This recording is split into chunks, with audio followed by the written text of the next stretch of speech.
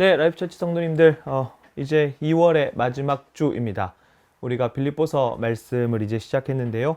오늘은 1장 7절과 8절 두 절만 좀 살펴보도록 하겠습니다. 내가 여러분 모두를 이렇게 생각하는 것은 나로서는 당연한 일입니다. 내가 여러분을 내 마음에 간직하고 있기 때문입니다. 여러분 모두는 내가 갇혀 있을 때나 복음을 변호하고 입증할 때에 내가 받은 은혜에 동참한 사람들입니다. 내가 그리스도 예수의 심정으로 여러분 모두를 얼마나 그리워하고 있는지는 하나님께서 증언하여 주십니다. 빌립보서 1장 3절에서 11절까지를 바울의 감사라는 이름으로 좀 묶을 수 있는데요.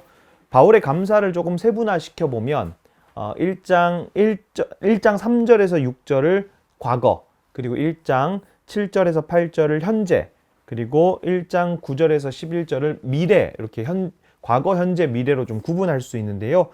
1장 이제 3절에서 6절까지의 과거는 바울과 빌립보 교인들과의 지난날의 이야기고요. 그리고 오늘 살펴볼 1장 7에서 8절은 바울과 빌립보 교인들과의 현재 관계에 대한 내용이고, 내일 살펴볼 1장 9절에서 11절은 바울이 소망하는 빌립보 교인과의 관계에 대한 내용입니다.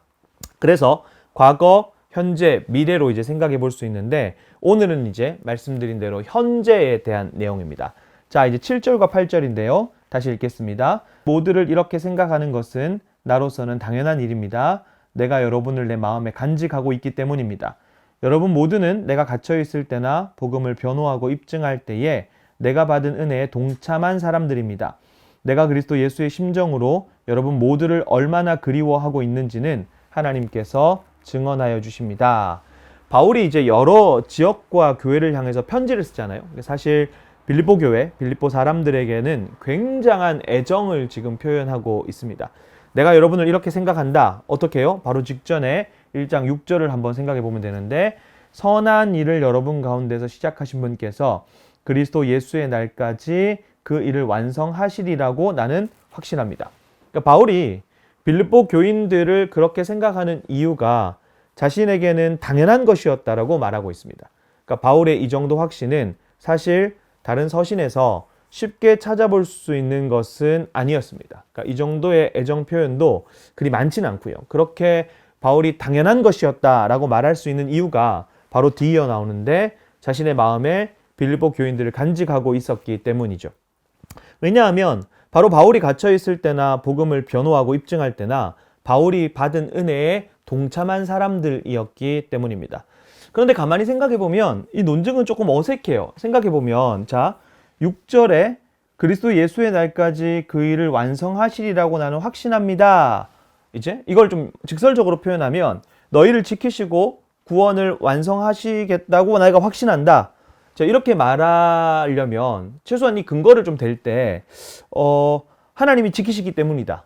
하나님이 너희를 보호하시기 때문이다. 너희의 구원을 완성하시고 지키시는 분은 하나님이기 때문에 내가 확신한다. 이렇게 나와야 되는데, 이게 사실 어색하지 않고 명확한 논증이 되는데, 6절과 7절이 조금 어색하게 이어지거든요. 자, 그 일을 완성하시리라고 나는 확신합니다 라고 하고 7절이 어떻게 나오냐면, 내가 여러분 모두를 이렇게 생각하는 이유가 여러분을 내 마음에 간직하고 있기 때문이다 라고 표현을 합니다. 그러니까 뭔가 어색하잖아요. 그러니까 바울이 그들을 마음에 품고 있기 때문에 하나님이 너희를 지키실 것이라고 확신한다? 그러니까 오직 유일한 중보자는 예수 그리스도밖에 없는데, 이거 어떻게 보면 되게 감정적인 논증이거든요. 바울이 이렇게 감정적인 논증을 한 이유가 뭘까? 그러니까 우선 바울의 감정을 한번 생각해 볼 필요가 있는데, 바울이 빌립보 교인들을 사랑하잖아요. 그리고 빌립보 교인들도 바울을 사랑합니다. 그들은 서로가 행했던 복음을 위한 수고를 알고 있었고, 그것이 서로의 신뢰가 되었습니다. 때문에 바울의 이 감정적인 논증을 간결하게 우리가 좀 이해를 해보면, 사도 바울은 빌립보 교인들의 삶을 알고 그들의 수고를 알았기 때문에 그들을 사랑하는 마음으로 이렇게 확신을 할 수 있었던 거죠. 하나님이 바울의 마음을 보고 빌립보 교인들을 지키신다라는 의미가 아니라, 바울이 마음에 품을 정도로 이미 빌립보 교인들은 하나님 앞에서 정직하고 신실하게 자신의 삶을 살고 있었던 거죠. 그 빌립보 교인들을 사랑하는 마음으로 바울은 그들의 구원을 확신할 수 있었던 겁니다. 빌립보 교회가 보여준 그들의 삶, 외적인 그리고 가시적인 증거들이 바울로 하여금 그들을 사랑하게 만들었고 그들의 미래에 대해서 의심을 하지 않게 만들었던 거죠. 바울의 빌립보 교인들을 향한 사랑은 이제 8절에서 드러나는데요. 8절만 따로 떼서 보겠습니다. 내가 예수 그리스도의 심정으로 여러분 모두를 얼마나 그리워하고 있는지는 하나님께서 증언하여 주십니다. 이 사랑이 확신으로 이어졌던 겁니다. 이런 사랑과 신뢰는 인간적인 정으로 만들어지는 것이 아니었고요. 복음이 이들의 사랑과 교제, 신뢰를 가능하게 만들었습니다. 이 구절을 읽으면서 우리 라이프처치 성도님들을 기억할 때 우리가 서로 신뢰하고 사랑할 수 있기를 원하는 거죠. 그리고 그 중심에 복음이 있기를 원하는 겁니다. 바울이 복음을 위해 살았던 삶, 그리고 초대교회와 복음을 위해 희생했던 삶을 한번 기억해 보는 거죠. 그리고 동시대에 복음 때문에 고단했던, 하지만 행복했던 그 삶을 진실하게 살아내며 서로 신뢰했던 관계를 기억해 보는 겁니다.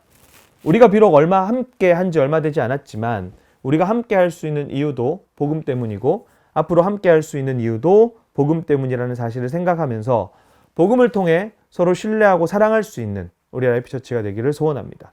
인간의 마음도 있겠지만 예수 그리스도의 심정으로 서로를 돌보고 사랑하고 복음으로 더욱더 서로를 신뢰하는 귀한 공동체가 세워져 가기를 소원합니다. 기도하겠습니다.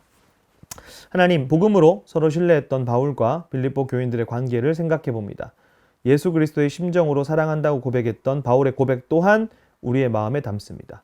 우리의 삶에 복음이 있기에 서로를 신뢰하고 고단하지만 행복한 삶을 살아갈 수 있도록 우리와 함께하여 주시옵소서. 우리 라이프처치가 복음으로 더욱 하나 되는 공동체가 될 수 있도록 우리의 마음과 생각을 지켜주시옵소서. 예수님의 이름으로 기도합니다. 아멘.